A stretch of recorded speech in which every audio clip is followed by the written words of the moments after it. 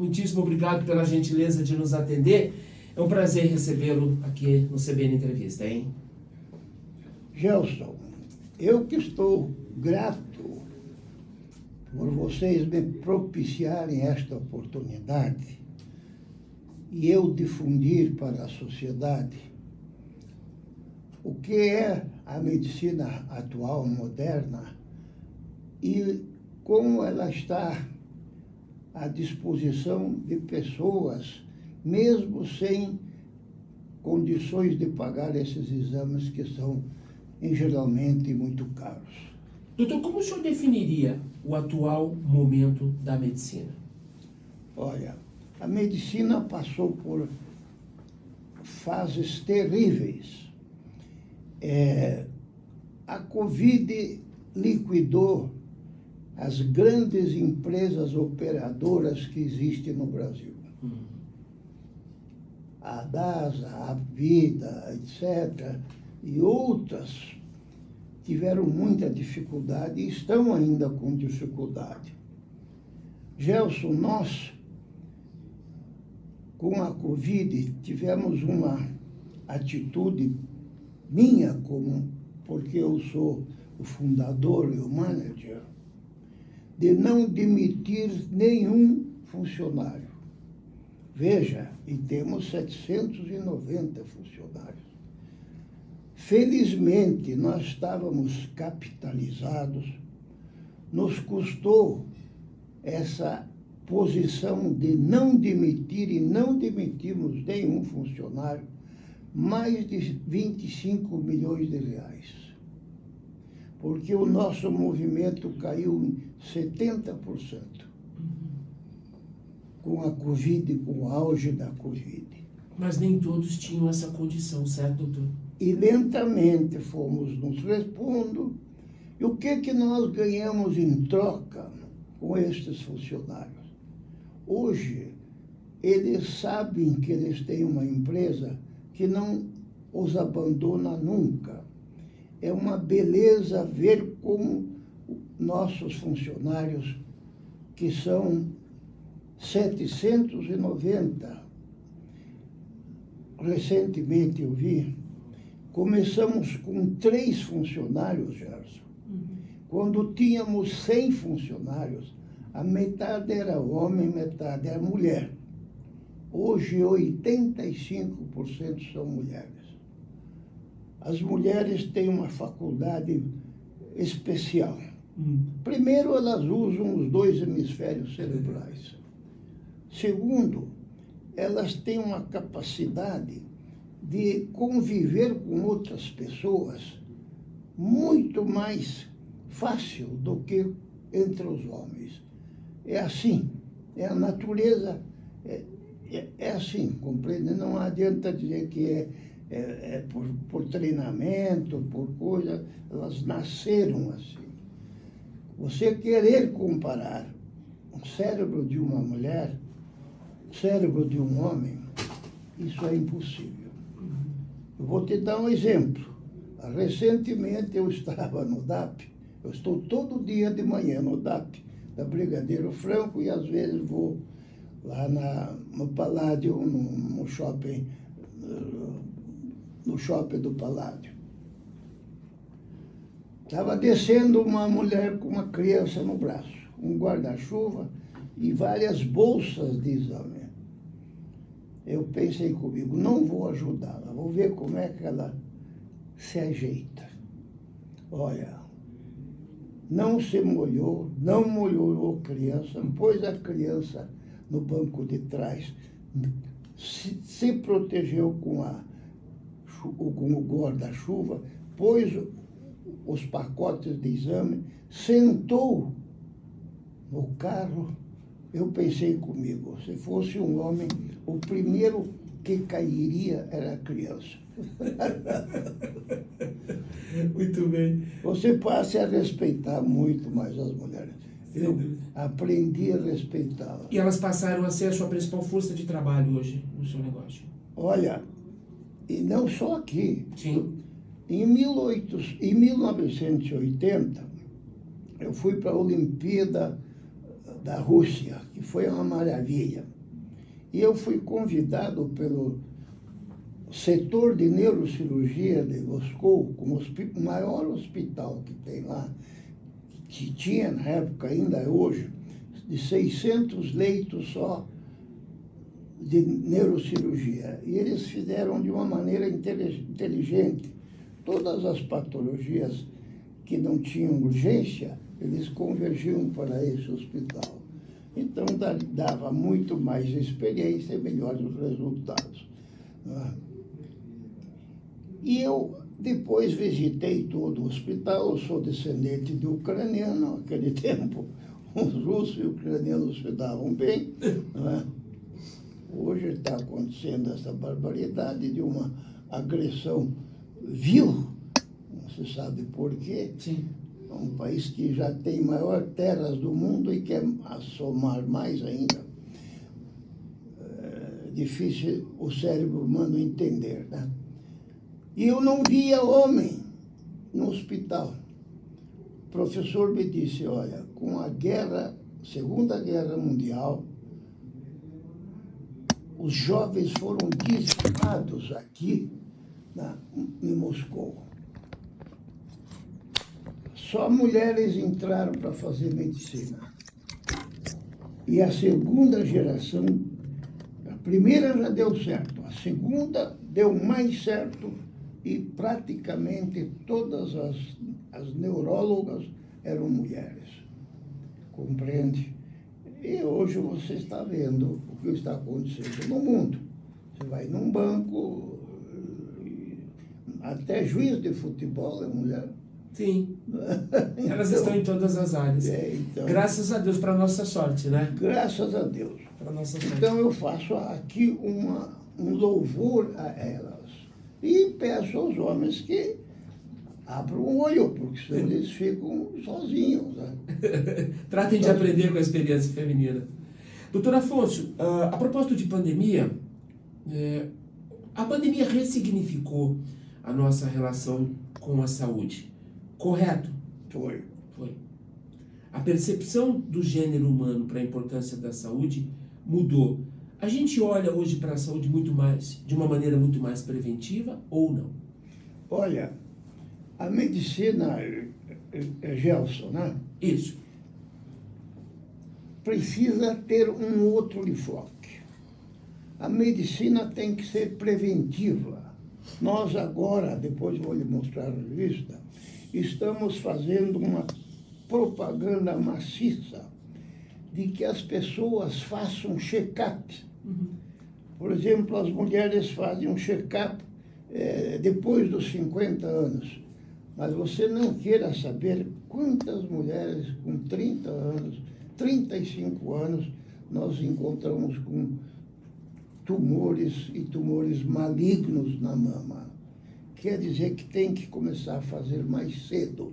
E não de ano em ano. Eu diria assim, cada 6, 8 meses fazer um check-up. O mesmo fazer do pulmão. Pessoas de 50 e 80 anos para cima, 50 para cima, tinham que fazer check-up de pulmão pelo menos uma vez por ano. A medicina verdadeira, a medicina que dá resultado, é medicina preventiva. Correto. E sai, inclusive, mais barato. Sim. Porque você tratar um tumor de pulmão e está iniciando, você faz uma ressecção cirúrgica e resolve o problema. E se você já faz pega um paciente com metástase, aí você tem dificuldade, luta, meses, anos, e o resultado geralmente não é favorável. Então nós temos que ensinar os planos de saúde, as pessoas, as mulheres, os homens, a fazer check-up para fazer uma medicina preventiva. Inclusive sai mais barata para os planos de saúde. Porque um plano de saúde para tratar um doente que tem metástase de próstata, por exemplo, na coluna, tal, leva meses fazendo exames. Se ele faz um exame rápido, E atualmente nós temos um aparelho, Gelson, que está funcionando agora, que é o único na América Latina, que faz exame, o Vida Fit, é o mais avançado da Siemens. Faz um exame de próstata em poucos minutos e não precisa usar bobina retal, nada mais, não tem inconveniente. Quer dizer, todos os pacientes, depois dos 40 anos, deveriam fazer um exame preventivo de próstata, porque a próstata é muito traiçoeira. Ela pode levar anos para evoluir e pode matar em 3, 4 meses. E nós vimos até médicos nossos deixar passar tumores com próstata. Doutor Afonso, o senhor tem um trabalho muito conhecido e reconhecido pelo envolvimento em campanhas de conscientização, sobretudo de doenças neurológicas, e dedicação à melhoria do atendimento a pacientes com condições complexas. A propósito dessa sua provocação da necessidade da prevenção, o que é que justifica esse traço de comportamento no brasileiro de, ao invés de tratar ou buscar a causa, trata os efeitos? Olha, isso é cultural. Infelizmente é cultural. Os países da Escandinávia, por exemplo, a medicina preventiva é que predomina. Correto. Eu estive em vários lugares, Estocolmo, que é um hospital de primeira categoria no Karolinska, e falei com vários pacientes. Você sente alguma coisa? Não, não sinto nada. E o que você vem fazer? Fazer exame preventivo. Preventivo da próstata, as mulheres da mama, com 35, 40 anos, os homens também do pulmão, e proibir o cigarro. O cigarro tem que ser proibido. Eu fiz um trabalho muito interessante, que agora pouca gente lembra. Nós tínhamos uma doença aqui no Brasil, América Latina e no mundo, chamava-se cisticercose. Entrava no ciclo do porco. Todo mundo, os médicos inclusive, achavam que a culpa era o porco. Não, eu descobri e li, fiz várias pesquisas, a culpa era o homem. A solitária só dava no homem. Sim. Porque não se sabe. E o homem defecava, por exemplo, lá em Londrina. As fezes ficavam secas com o sol. Vinha o vento, ela ficava mais leve do que o pó.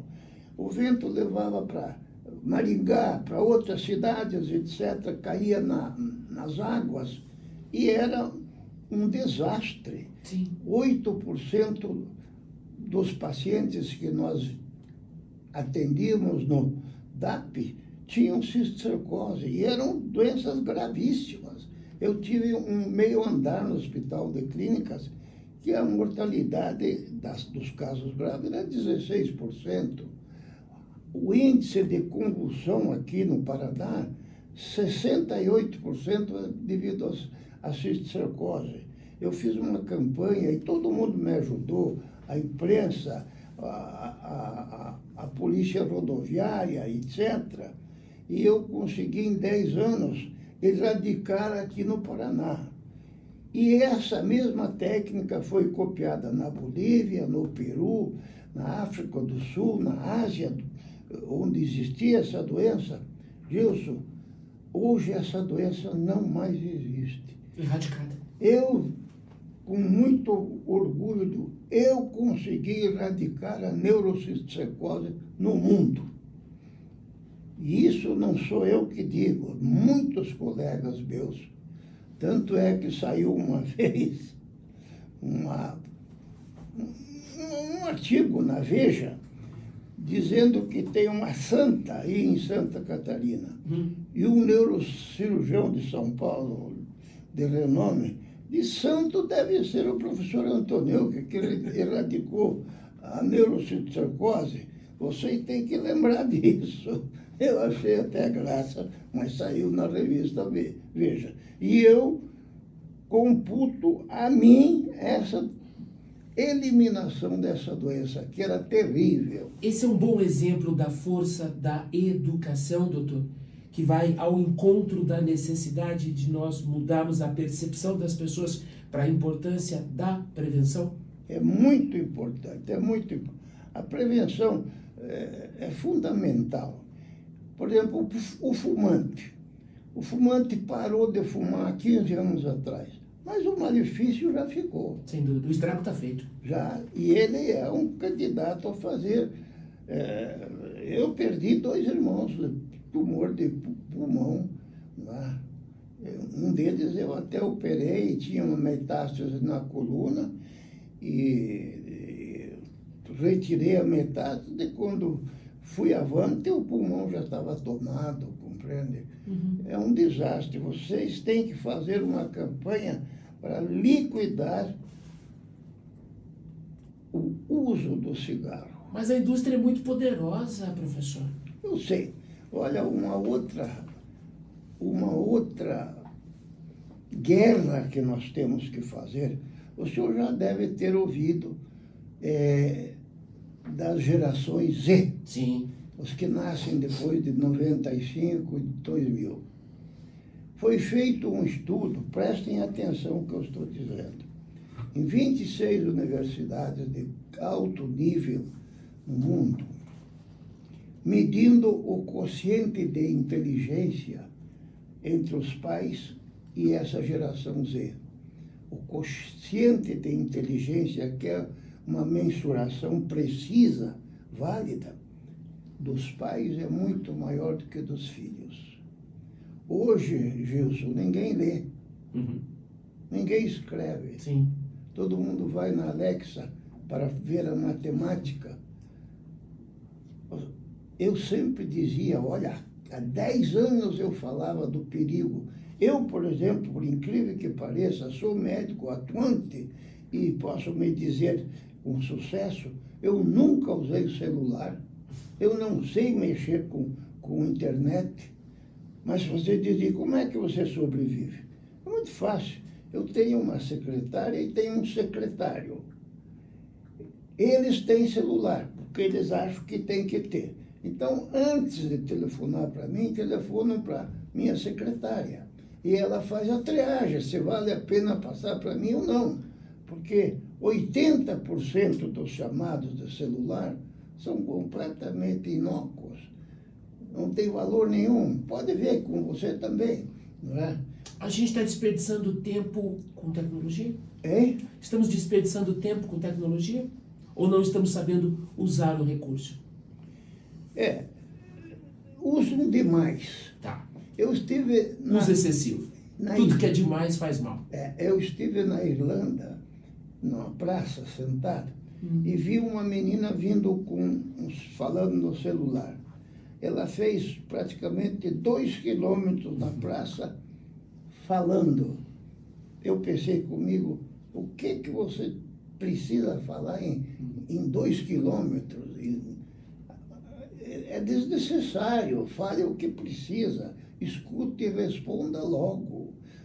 É aceito que as crianças comecem a usar o celular aos 16 anos. E a internet aos 18 anos. Claro que vai ser impossível. O automóvel é a mesma coisa. O automóvel mata mais de 1 milhão por ano, mas tem que conviver com isso. E com o celular tem que conviver, porque não tem mais criança que não aceite mais o celular. Está viciado. Sim. É vício. Né? Dependência. É vício como cocaína. Então tem que diminuir, e cabe aos pais isso, né? Você viu que o governo está lançando um movimento agora de proibir o celular nas escolas. Sim, corretíssimo. É muito correto, mas vai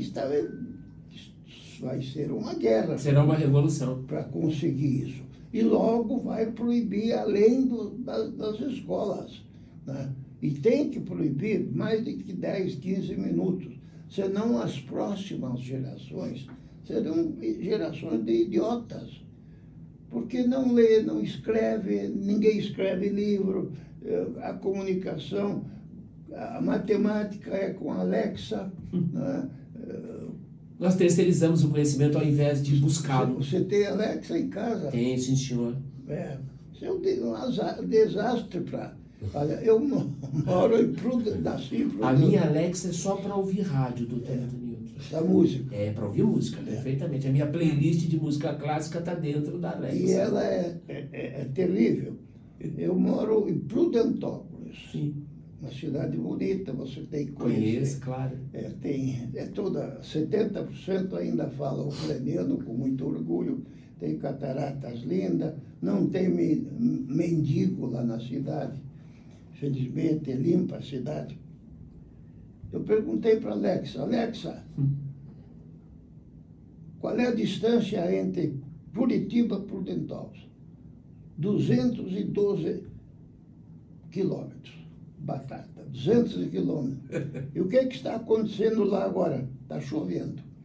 Então, o cara não fala, você não pergunta mais para ninguém. Perfeito. Quer dizer, isso é um malefício. É. As próximas gerações, Gelson, me preocupa muito. Professor, e eu posso lhe perguntar, na esteira desse gancho que o senhor deu, e a inteligência artificial, o senhor não entende como um ganho para a civilização? Eu vou te dizer, eu não entendo a inteligência artificial. Se eu não entendo nem Alexa? Alexa, você sabe que eu ouvi um negócio que me preocupou, diz que pela Alexa pode detectar quantas pessoas estão dentro da casa. Perfeito. Você imagina que perigo? Sim. Que perigo, ela detecta, não tem ninguém, vai lá e roube. Né? Sem invasão de privacidade. Mas, professor, o senhor me deixou intrigado agora. O DAP e a jornada que o senhor construiu como médico sempre foram revestidos de muito conhecimento e amparados por tecnologia. O senhor acabou de citar o equipamento que é único na América Latina no exame de próstata. Como é que é a sua relação com tecnologia nesse aspecto? A tecnologia a serviço do homem, como diria o anúncio daquela montadora. Olha, nós temos 100 médicos, temos engenheiro, temos físico, temos todos os segmentos de ciência cobertos. Eu não discuto com o físico, não discuto com o médico especializado na área. Quando eu saio um aparelho novo, como esse aqui, que saiu agora e nós já estamos funcionando com ele, eu vou com 2 ou 3 médicos, cada um na sua área, e as empresas pagam a passagem porque eles têm muito interesse em vender para o DAP, porque eles usam como goodwill, dizendo para outras empresas que o DAP também comprou. Correto. Eles fazem isso. Eles referenciam. Referenciam. Então, isto é feito e selecionado. Eu já fui na fábrica 3 vezes na Alemanha, que é numa cidade, Erlangen, que era a preferida do Hitler. Já fui em Londres, quando começaram, e depois a Inglaterra não conseguiu competir com a Alemanha. Fui na Holanda, numa pequena cidade também, e várias vezes nos Estados Unidos. Eu vou junto com profissionais que entendem de cada setor. Tá. E quanto à inteligência artificial, olha, eu não quero me propor como o que entende disso, porque pouca gente entende e pouca gente sabe quais serão as consequências.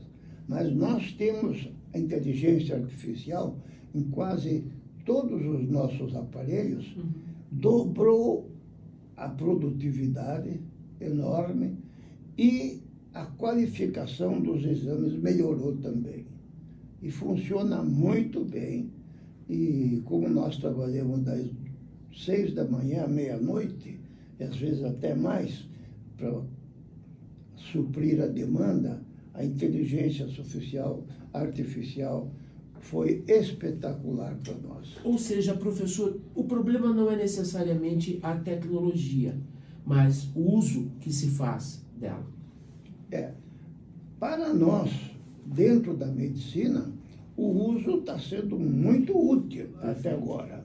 E não há nenhum trabalho, nenhuma observação dizendo que ela é nociva para os pacientes que fazem o exame. Não há. Professor, eu posso retomar o raciocínio dos exames preventivos, só para arredondar a provocação que o senhor fez? Além, obviamente, da questão cultural do brasileiro, adiar, procrastinar e depois tratar os efeitos, ao invés de tratar a causa, a gente também não tem um gargalo aí na acessibilidade aos exames? A gente não está falando de pouco acesso da população a exames preventivos e recursos para fazer esses exames? Ou aí entra também o viés da política pública? Essa deveria ser uma iniciativa de governo. Olha, você tocou num ponto capital. Nós temos o que nós chamamos de SEBAS. SEBAS é uma entidade pública, de benefício público, que você tem de dois modos. Ou você atende 60% de pacientes do SUS, ou você atende 20% de pacientes gratuitos. Há um mês, nossos funcionários capacitados da área foram falar com a liderança da saúde pública, oferecendo para a saúde pública todos os pacientes dos postinhos têm direito a fazer exames gratuitos no DAP, desde que venha com o pedido do médico do postinho e comprovando que é um indivíduo com pouca qualidade e quantidade econômica. Correto. Foi a primeira vez que a saúde pública disse, olha, todo mundo vem aqui pedindo alguma coisa e vocês vêm oferecendo alguma coisa. E isto já está funcionando. E para onde? Para o Paraná inteiro, inclusive para Curitiba, para a prefeitura. Quer dizer, todo indivíduo com dificuldades de fazer um exame, que geralmente são caros, os planos de saúde são caros, não é? Ele vai no postinho. E se o médico do postinho achar que ele precisa fazer uma ressonância, ou 2, ou 5 exames, ele fará como se fosse um paciente particular. Correto. Eu até queria que você divulgue isso aqui em Londrina, em toda parte, porque é amplo para o Paraná inteiro. A saúde pública vibrou com essa nossa. E por que nós fazemos isso? Pelo seguinte, com a ampliação da velocidade dos exames, justamente pela inteligência artificial, nós não tínhamos como conseguir os 20% dos pacientes não pagantes. É bom para a saúde pública e é bom para nós. Sem dúvida. Porque veja bem, Gilson, sabe quantos exames nós fizemos no mês de agosto? 37.500 exames. 37.500? Exames. Quer dizer, precisamos ter um número grande de pacientes não pagantes, vulneráveis, para cobrir este 20%. A gente precisa de mais iniciativas como a sua, doutor. Exatamente. É uma situação útil para o Estado. Sim. E para nós, porque não precisamos estar procurando pacientes não pagantes, compreende? Doutor Afonso Antoniuk, professor Antoniuk, é uma referência para a atividade no meio acadêmico em nível de Brasil. Quero a sua opinião, doutor, sobre esse momento que nós estamos vivendo em relação às doenças neurodegenerativas. a explosão de casos de Alzheimer, de Parkinson, de esclerose. O que está acontecendo, doutor? Nós temos um aumento no número de casos ou o que melhorou foi o diagnóstico? Olha, eu tenho um sobrinho que é o Dr. Sérgio Antônio, que é o neuropediatra, talvez o mais capacitado do Brasil hoje. Ele atende, tem 3 livros publicados sobre autismo, que entra nessa tua pergunta. Tá. E eu perguntei para ele, Sérgio, o aumento do autismo está sendo por diagnóstico precoce?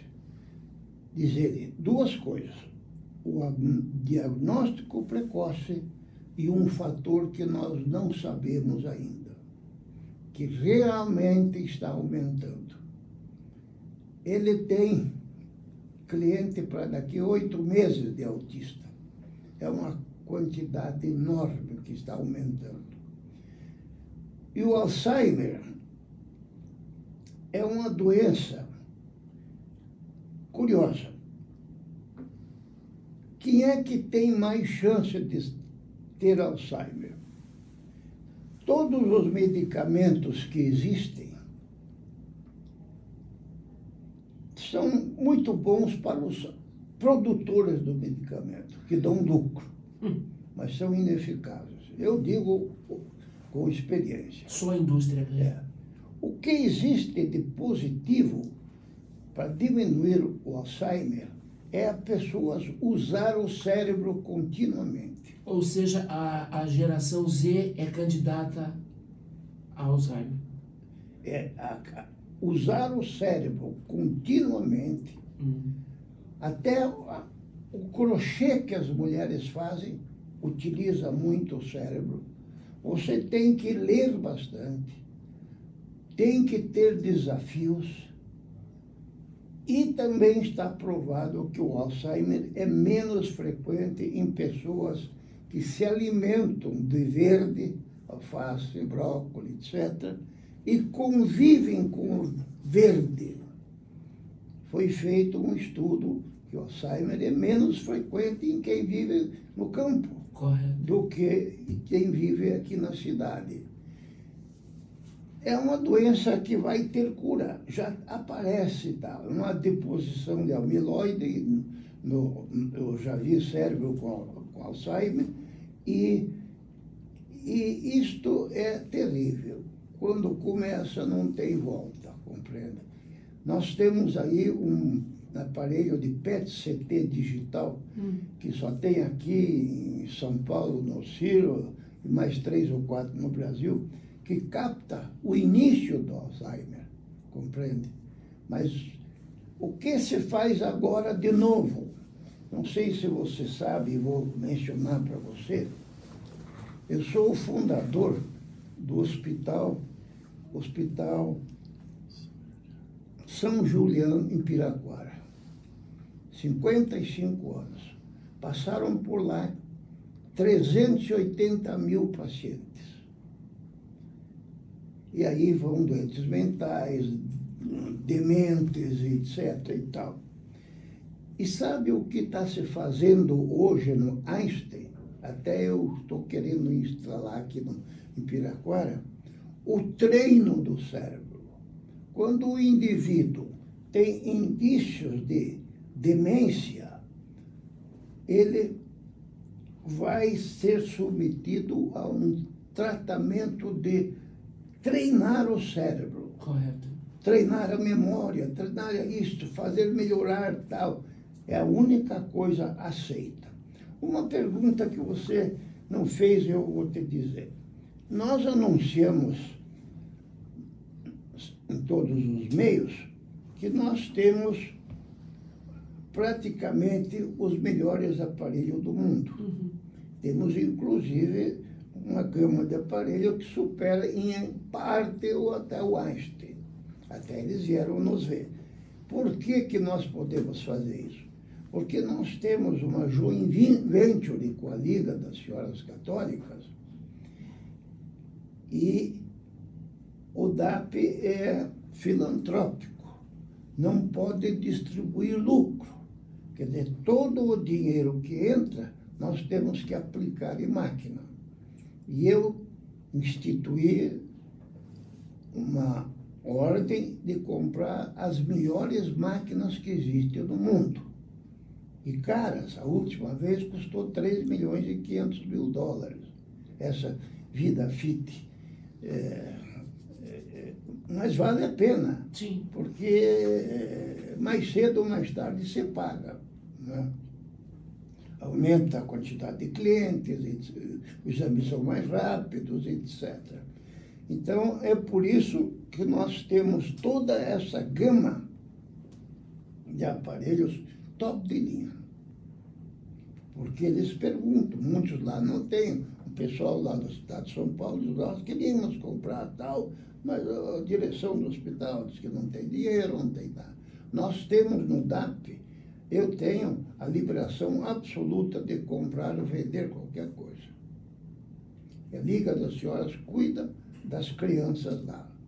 Nós não interferimos lá, eles não interferem aqui. Correto, correto. Doutor, antes de avançar sobre a trajetória do DAP, uma última pergunta ainda sobre saúde mental.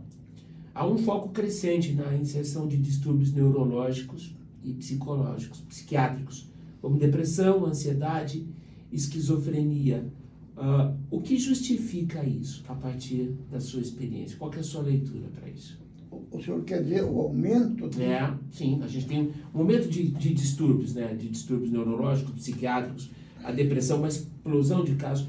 Estamos mentalmente mais doentes, emocionalmente mais doentes. Isso tem relação com pandemia ou, de novo, o diagnóstico é que está mais elaborado? Duas coisas. O diagnóstico é mais apurado agora, porque se preocupam mais.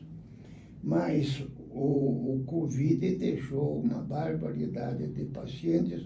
Nós captamos no DAP muito paciente que não tem memória, ou tem pouca memória, e que ficou com sequela.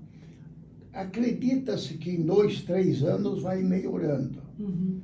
O que nos preocupa muito atualmente é a depressão da juventude.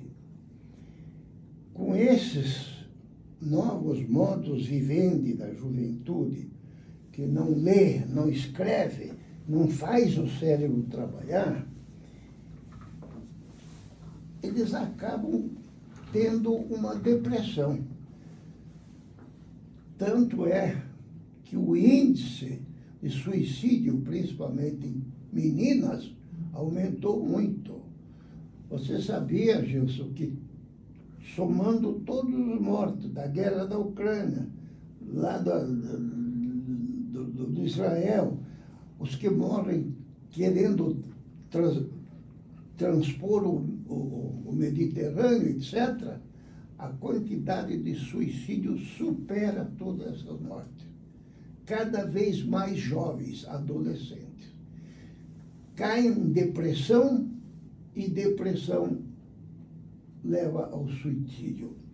Recentemente, 2 meses lá no Hospital São Julião, 10 pessoas tentaram o suicídio, mas foram dissuadidas porque estavam com depressão e conseguiram ser induzida a deixar de pensar em depressão. Convencida, sabe? O que aumenta o número de deprimidos, aumenta o número de suicídios. Por quê, doutor? Porque o indivíduo que está em depressão não espera mais nada da vida. Uhum. Em outras palavras, ele se viu destruído pelo mundo. Ele não vê força de vencer, ele não vê força de constituir um casamento, ele não vê força de vencer, porque a vida nossa é uma luta desde o primeiro dia. Veja, você lá, eu aqui, isso significa luta do primeiro dia. Sim. E vai até os últimos dias. Né? E muita gente não tem essa força, Um grande número não tem essa força. Correto. Você veja a quantidade de jovens que nem estudam, nem trabalham. Não tem futuro. Né? Veja a quantidade vai ter 7 milhões de brasileiros que vão viver de Bolsa Família. Os filhos deles também vão viver de Bolsa Família. E assim por diante vai desmoronar todo esse produto de trabalho. É o estilo de vida que deteriora a qualidade mental, doutor? Existem vários fatores. Existe um fator genético também, compreende? O genético é importante. Tem famílias de trabalhadores, de lutadores, etc. Né? E tem famílias já que são menos atuantes, menos ativas. Mas outros fatores influem muito, né? Onde nasce, onde trabalha, onde convive. Né? A convivência de indivíduos, vamos dizer, sem vontade de vencer na vida, te leva a seguir esse caminho. Né? É muito importante as companhias que você tem. Né? Muito importante. Aos pais cabe exigir a companhia de gente qualificada, gente que pensa, gente que quer ir para frente, né? E isso acaba fazendo um país. Olha, o Brasil faz anos que não cresce. Qualquer outro país aí cresce mais do que o Brasil. Por quê? Porque tem uma série de erros. Né? O indivíduo não estuda, não trabalha, fica por isso. Tem ajuda, benefício de tudo. Não precisa se preocupar com a subsistência dele, nem da família. Aí é fácil, né? Professor Antônio, para a gente fechar nossa conversa, me fala do DAP. Muito bem, obrigado. Uma referência, né? Como nasceu? Quando eu cheguei aqui em Curitiba, em 65, como neurocirurgião, eu nunca fui radiologista, comecei a trabalhar e a única imagem que nós tínhamos, Jesus, era o raio-x simples. Sim. Você nunca sabia o que passava por dentro do corpo humano. E isto foi anos e anos. Eu fazia radiologia aí no Hospital Nossa Senhora das Graças para saber o que podia ter no cérebro. Eu injetava contraste. A manhã inteira, na carótida, via a circulação cerebral e, por deslocamento dos vasos, fazia uma noção de onde estivesse o tumor. Mas muitas vezes você nem achava o tumor, porque era difícil, porque não tinha nada para ver para dentro. Você não via o pulmão, você não via o intestino, não via a próstata, não via nada. E aí sucedeu que um engenheiro russo começou a buscar alguma tecnologia que visse por dentro do corpo. Não conseguiu. Foi para os Estados Unidos, também não conseguiram. Muitos anos depois, um engenheiro chamado Houston, que é o mais condecorado do mundo, teve o filho traumatizado em Londres. E foi no hospital e viram a chapa da cabeça dele. Né? Veja aqui, tem uma fratura, tal. E ele disse, e por dentro do cérebro, o que tem? Nós não sabemos. Ninguém sabe o que tem por dentro. Aí ele era engenheiro dos Beatles. Ele se fechou num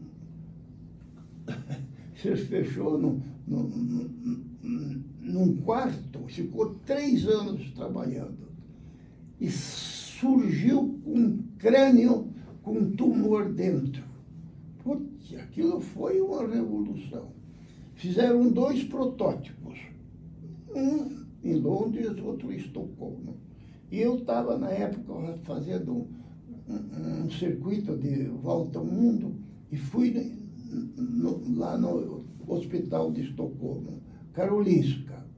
E como eu ia muito em congresso, conheci um neurocirurgião lá, vice-diretor. Digo, eu quero ver isso aqui e tal. Não, isso aqui é um segredo, não, ninguém mostra e tal. Insistia, ele me mostrou. Aí eu pensei comigo, aí está o futuro da medicina. Imagem. Vim para Curitiba e comecei a entrar em contato, escrevi para a fábrica de Londres, que eu estava interessado em ver, comprar, etc. e tal. E eles mandaram um vendedor para cá, que era português, trabalhava lá, e ficou aqui há 3, 4 dias. Aí ele perguntou,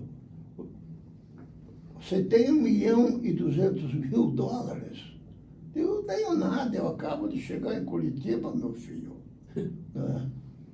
Aí me indicaram, vá falar com a Liga das Senhoras Católicas, que elas podem conseguir comprar mais barato, porque elas têm os SEBAS.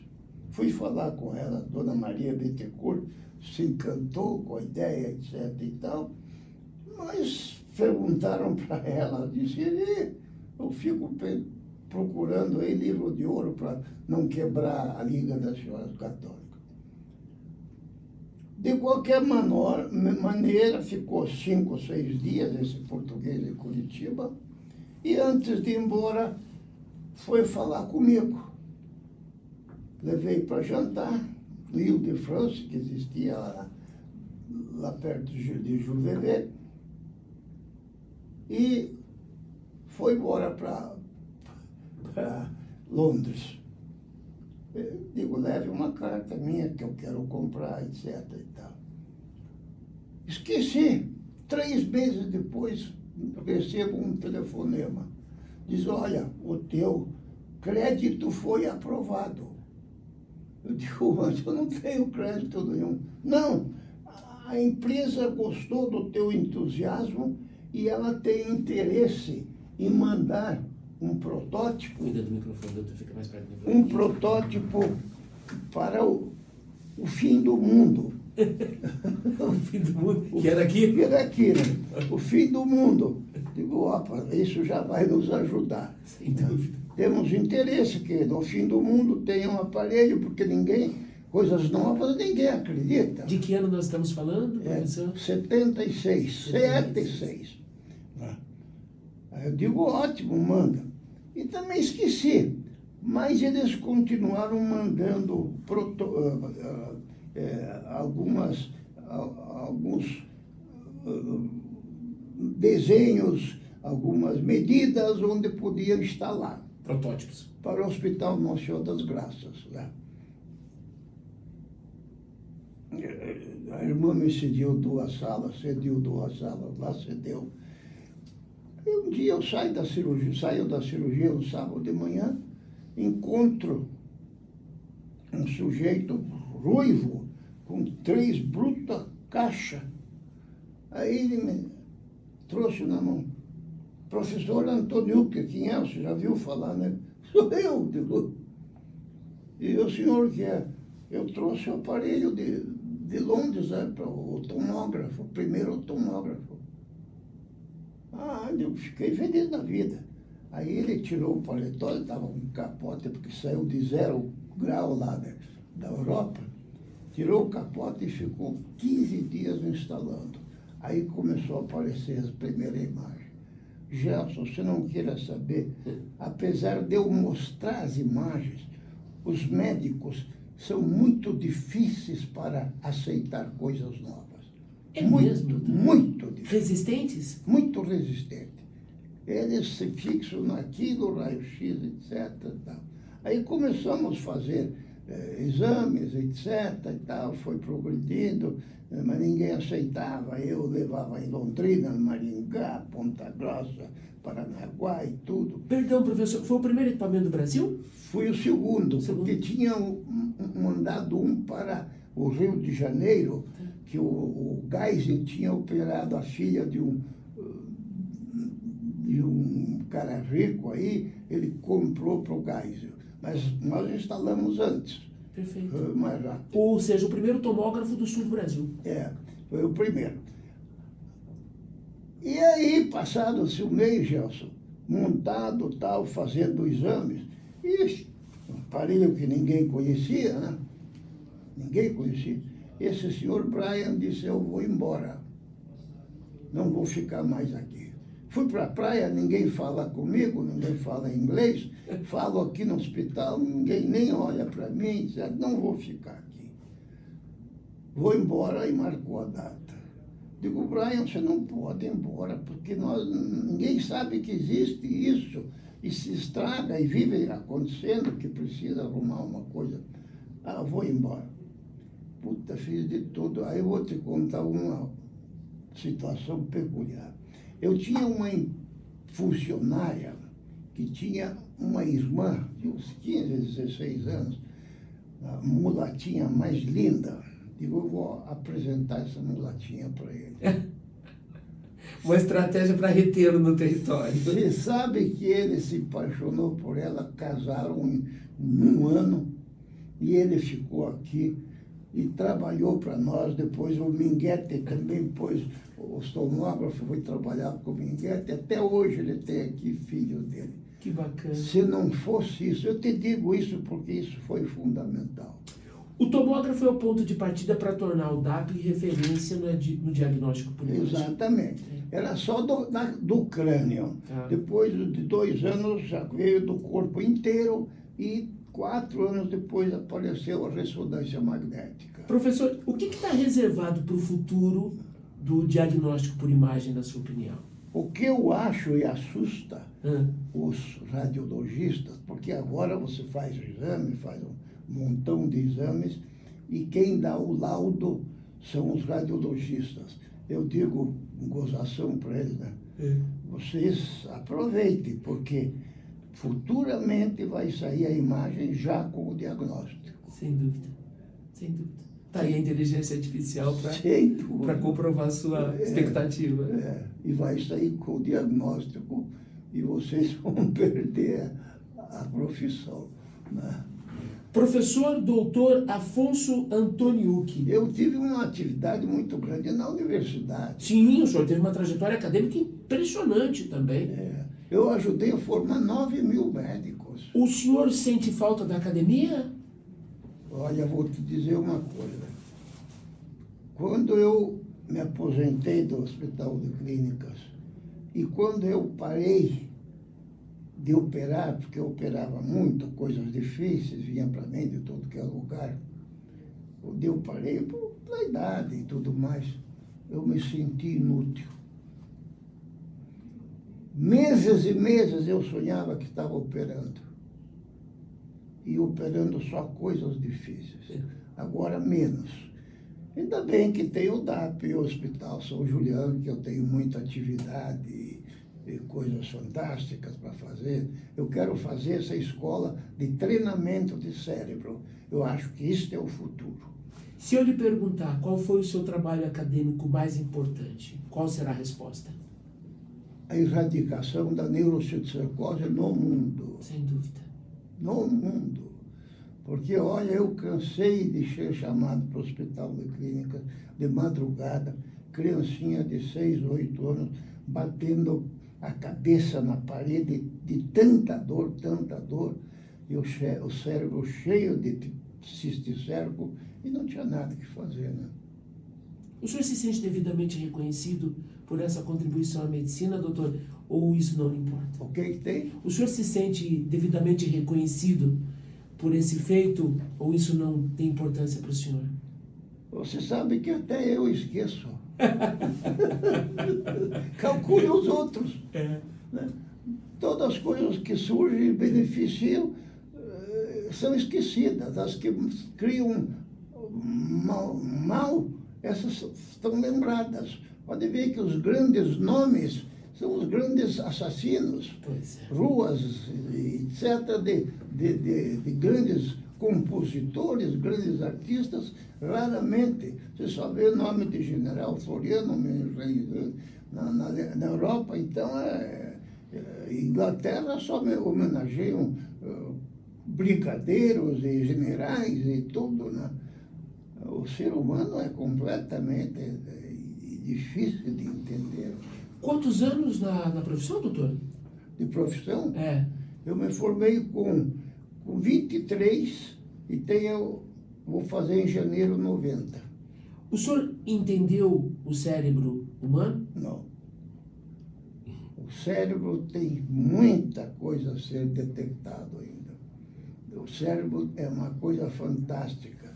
Pouca gente se lembra que com uma criança, quando nasce, o cérebro pesa 120 gramas, depois vai crescendo, e ele que faz o crânio crescer. Chega a 1 quilo, a mulher pode ter um pouco mais, 1,2 kg.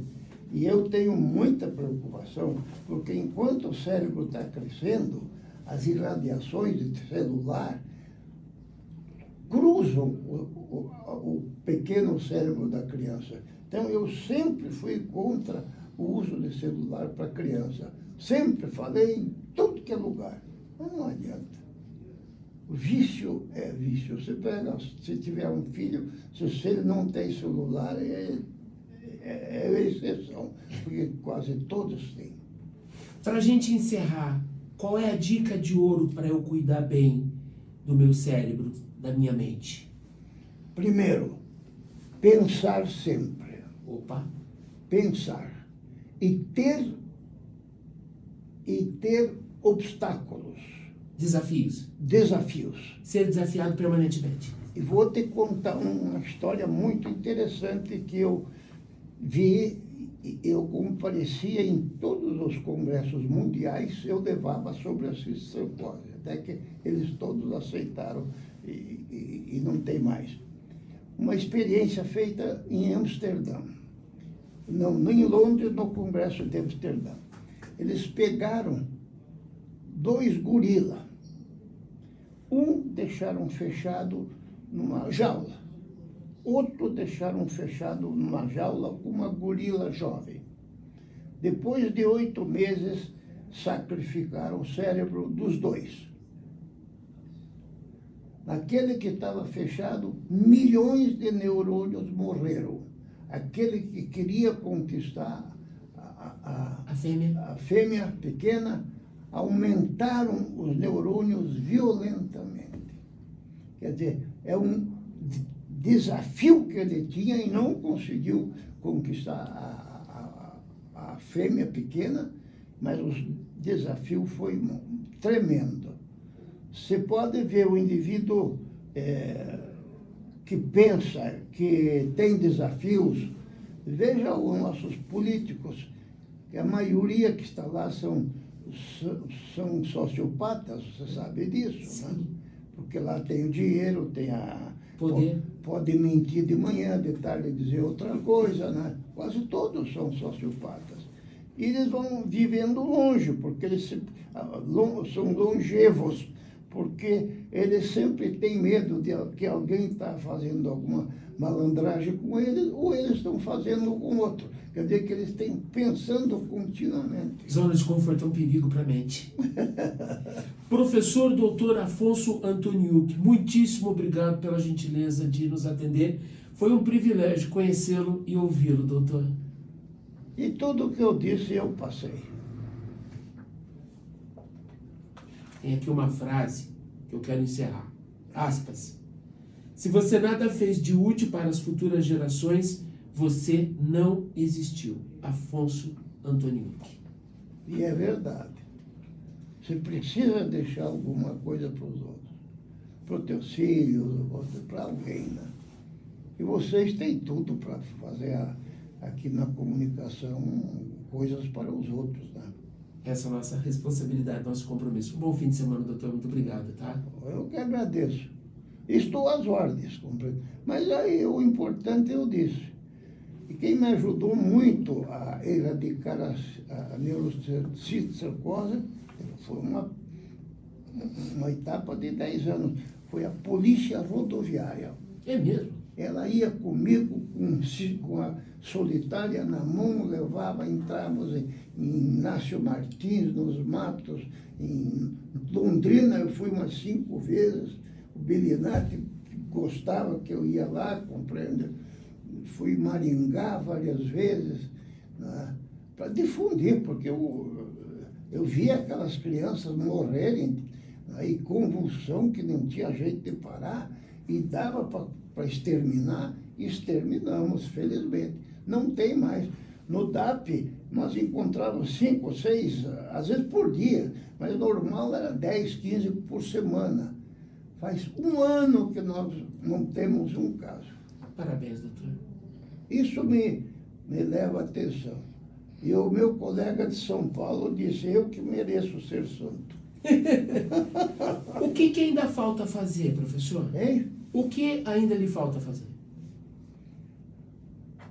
Olha, eu estou todo dia no DAP. Eu tenho um fundo social muito grande.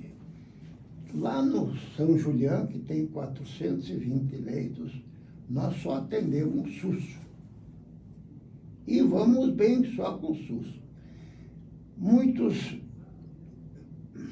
políticos, o Orovisto, o Arns, que conhecem o São, eles nos fazem emendas significativas.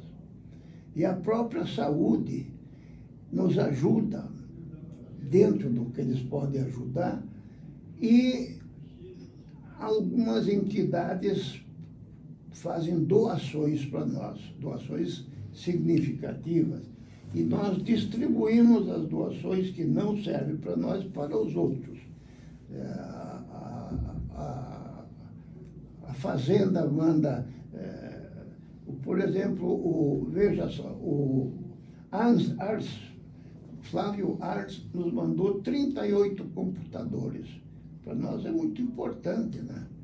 Nós temos uma residência, eu esqueci de falar. Isso mora no meu coração. Nós formamos psiquiatras. Formamos. Há 6 anos atrás, eu disse, vamos fazer a residência de psiquiatria aqui. Todos os médicos diziam, não vai conseguir, tal. Eu insisti, tal. Fizemos há 6 anos atrás, para 2, o MEC nos deu 2 vagas. E há 6 anos atrás tivemos 6 candidatos. Este ano, que temos 6 vagas só, vieram 120 candidatos. Só aproveitamos 6. 120 querem se formar candidatos. Agora, depois do Covid, mais do que nunca precisa de psiquiatra. E eu queria fazer, especializando, faz o mesmo treinamento que o residente e no fim do ano faz uma prova. Sim. E a Associação Brasileira de Psiquiatria fechou.